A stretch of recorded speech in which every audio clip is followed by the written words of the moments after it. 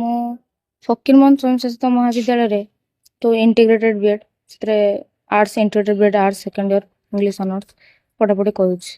प्रथम तो कथा जब एडमिशन हेली एडमिशन होला पर सब किछि ठीक थिला, सब किछि क्लास जीवा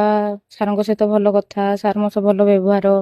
पिला सब भल व्यवहार सब किछि ठीक थिला। हेले सडनली दिने माने कौन होची बापा मो ओमेन्स कॉलेज रोचंती हेड क्लर्क तो बापा आसंती कॉलेज ऑफिस काम रे एफएम कॉलेज को आसंती जूनियर कॉलेज को बार बार आसंती काम करे से थ्रो रे बापा सार सहित चिन्हा होती सार सहित कथबार्ता होती बापा सार सहित बहुत थर कथा होती सार बहुत थर किसी कहते बापा भी कहते पिला टे बुझाबुझी कर पारनी पिला पढ़ापढ़ी कर पारनी आप टे देखिए सार एमती कथबार्ता होती सब तो ठीक थिला। से सब फायदा उठे कौन दिने कौन होती मु ईस्ट कैंपस आड़ को जाऊली sir east campus main campus आसुले फिल्ड पाखे सार मोर भेटगला सार को कहली सार नमस्कार सार कहले सौम्या भल अच्छ मुझे आज्ञा सार मुझे भल अच्छी कहले आ घर समस्त भल मुझे आज्ञा भल ना बापा सहित तो कथा होते बापा कहते ना आज्ञा सार ना कौन किसी असुविधा सुविधा होची मुझे ना सार माने सब ठीक ठाक है सार टे आप जानते मुझे तो ओडिया मीडियम पिला माने इंग्लिश मोर फ्लुएंटली होनी कि इंग्लिश बुझारे मत कष्ट होची कहले तुम से सब किसी टेंशन नियनि आउ सब किसी ठीक है तुम भी जहाँ किसी प्रोब्लेम है तुम मत बुझब मत तुम जनइब हेल्ले कि गोटे कथा मत तुमठू फेवर दरकार ମୁଁ କହିଲି ମୁଁ କଥାଟା ମୁଁ ହଠାତ୍ ରାଗିଲି ବୋଲି ସେ କଥା କହିବାର ମାନେ ତମେ ତ ଛୋଟ ପିଲା ନୁହଁ ଆଉ ତମକୁ ବୁଝିପାରୁଥିବ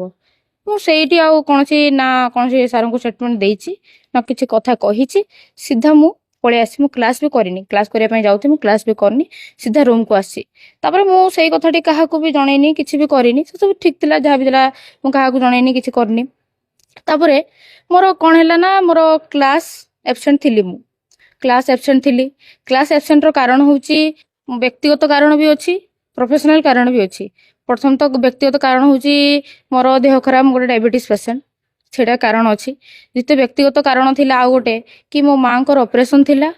ओ मो बड़ जेजे को देहांत ता सहित अजा को देहांत थिला ता सहित मु गोटे सरकार स्वीकृति प्राप्त जो आत्म सुरक्षा जो प्रशिक्षण तार एक प्रशिक्षित शिक्षयित्री जोटा कि सीधा सड़क कह गले मुझे मास्टर ट्रेनर तो तापाई माने कॉलेज रो एमती तो सरकार नोटिस अनुसार 7 दिन प्रोग्राम हुए तापरे आज्ञा जेतेबेले से इभली फेवर मागिले तापरे पळे गलो आज्ञा तापर घटना कोन हला जे शेषरे आईसीसी को लेखिक देलो प्रिंसिपल हाँ लेखिक से कथा आपन कहूची शुणंतु कथाटा होची एई सब करले तापरे एई जो अनुपस्थित रहिली क्लास रे ताकू केंद्र करी कोन कहिले से मो हम गार्डियन को कॉल करले मो पर्सनल इशू गार्डियन को कहिले से एमती रील्स करची ब्लॉग्स बनाउची राजनीति करूची एटा करूची सेटा करूची एमती कथा कहिले मु